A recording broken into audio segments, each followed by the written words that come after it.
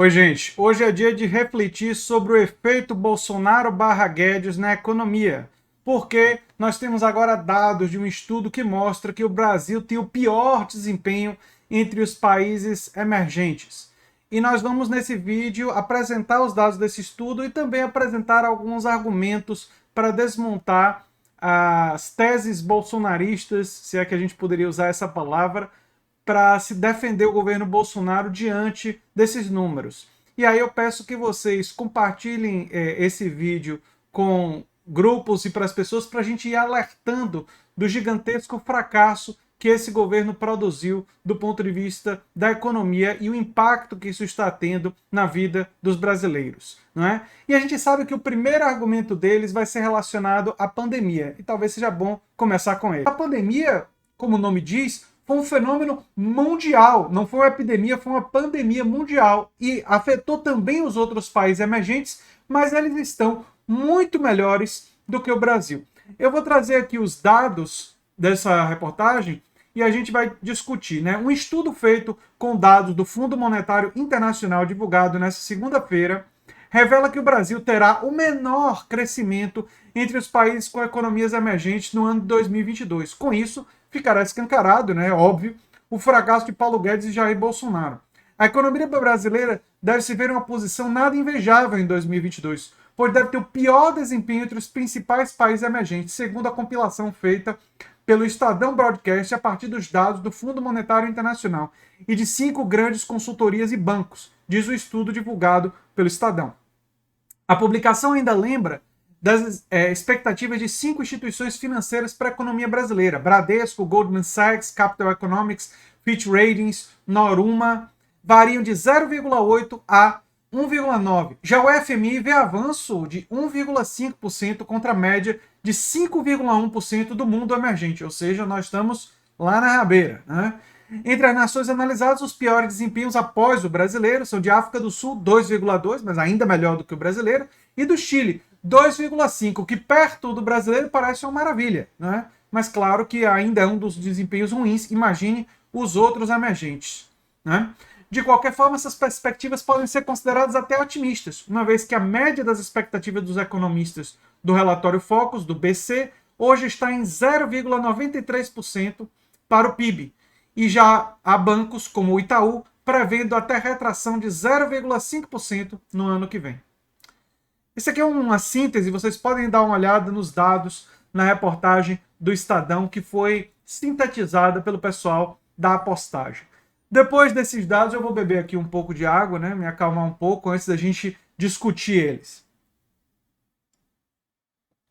Muito se falou no Brasil sobre a necessidade de reformas para apertar o cinto dos gastos públicos, não é? E pressionando a classe trabalhadora.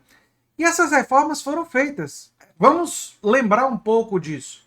Primeiro, durante o governo Temer, nós tivemos a reforma trabalhista, que Bolsonaro votou a favor. Nunca é demais lembrar que Bolsonaro votou a favor da reforma trabalhista. E o argumento dado na época, não vamos nos esquecer disso, foi que a reforma trabalhista iria produzir flexibilização dos contratos de trabalho, agilidade para os empregadores e que isso iria gerar mais empregos. Estranho, os dados de desemprego no Brasil nunca estiveram tão altos. Nós estamos com explosão de desemprego no país. Então a reforma trabalhista, que supostamente iria gerar empregos e crescimento, não gerou empregos e o Brasil terá o menor crescimento entre os emergentes, ou seja, terá o menor crescimento comparado com outros países, mesmo tendo feito a reforma trabalhista, que foi vendida como uma reforma que iria produzir mais crescimento e empregos. Não produziu nada disso, produziu perda de direitos trabalhistas. Mas essa não foi a única reforma apoiada pela direita liberal e pela direita em geral. Não, não. Nós tivemos também a reforma da Previdência. Reforma da Previdência que contou com alguns votos de partidos de oposição, vocês lembram, não é? Todo aquele episódio da galera do Renova BR no PSB, no PDT, não é?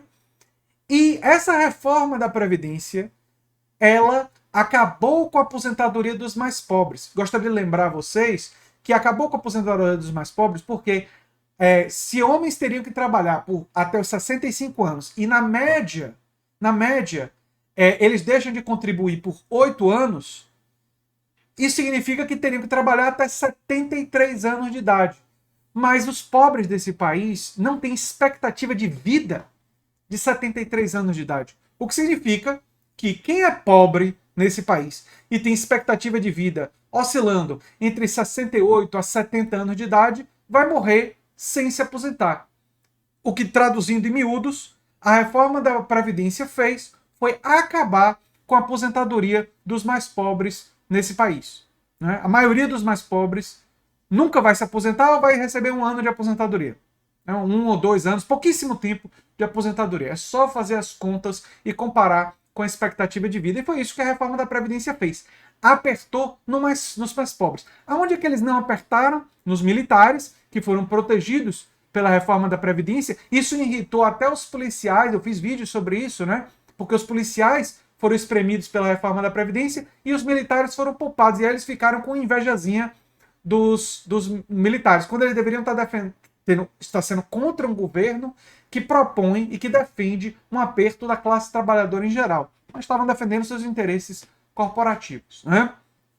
Depois disso, nós tivemos a proposta da reforma administrativa, com o mesmo discurso da reforma trabalhista e da reforma da Previdência, ou seja, reformas para acabar com esses gastos sociais, tudo isso é gasto, né? Não é investimento, segundo eles, e que eles iriam, se essas reformas fossem feitas, produzir, essa é a promessa, investimentos, iriam gerar empregos, iriam dinamizar a economia.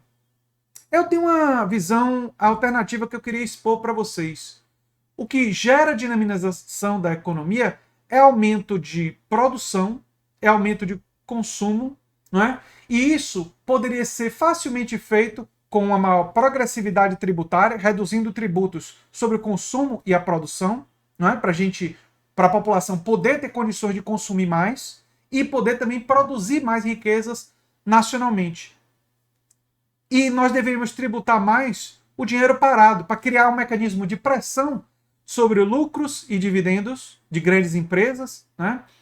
E para que esse dinheiro fosse mais investido no território nacional. Aliás, existia uma pessoa que em um determinado momento pensou em uma reforma de base para manter parte dos lucros no Brasil. Foi um presidente chamado João Goulart. E esse pessoal que gosta e elogia a ditadura militar, elogia no fundo um regime que foi contra e quis derrubar um presidente porque ele ousou em fazer um pouquinho para produzir e desenvolvimento e investimento em território nacional e produzir crescimento sustentável no país, que reconhece a necessidade tanto de produção quanto de consumo e da relação simbiótica entre produção e consumo. Mas enfim, essa é a realidade brasileira em que nós vivemos, né?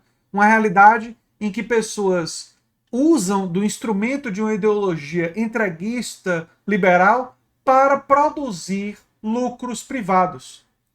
Nós temos uma lógica fundamentalmente defendida pelo Bolsonaro e pelo Guedes, que o lucro das grandes corporações empresariais é privatizado. Mas os prejuízos das grandes corporações empresariais é socializado. Eles defendem uma forma de socialismo. Socialismo para os ricos.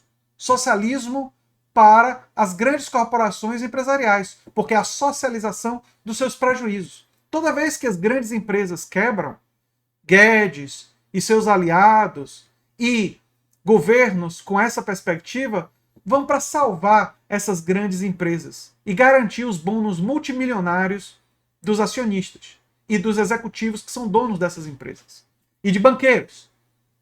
Então, os prejuízos desse pessoal são socializados, são repartidos com toda a comunidade. Mas os lucros, os ganhos dos oligopólios, da oligarquia brasileira, esses são privados. Esses são progressivamente acumulados pelas elites. E por isso que o fosso entre os mais ricos e os mais pobres aumenta cada vez mais. Porque tudo que é lucro fica com eles.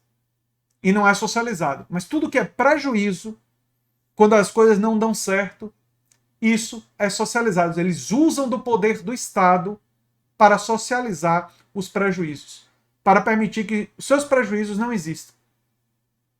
É por isso que a falácia de competição justa, de defesa de livre mercado, tudo isso nada mais é do que um instrumento para espremer a classe trabalhadora e os mais pobres. Tudo isso nada mais é do que uma estratégia ideológica para conseguir esses objetivos e garantir a mais-valia, garantir o lucro desses poderosos. É um instrumento deles. Não é algo que eles nem acreditam. Porque todas as vezes que crises aconteceram, eles foram ao Estado e pediram ao Estado que investisse neles e que socializasse os prejuízos. E nós estamos vendo no Brasil, mais uma vez, os efeitos desse tipo de política econômica e dessa perspectiva. E para mim, não há nenhuma surpresa, mas que sirva de alerta para o futuro. Que se essa política for mantida, tudo que ela vai produzir é aumentar a concentração de dinheiro e de poder na oligarquia e diminuir a capacidade de consumo e o poder da classe trabalhadora e dos mais pobres.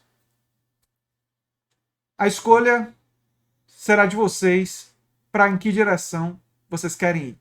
Eu sou André Teixeira Jacobina, o canal é a Nova Máquina do Tempo, e nós estamos juntos nessa luta. Um abração, gente, e a gente se vê em breve. Tchau, tchau.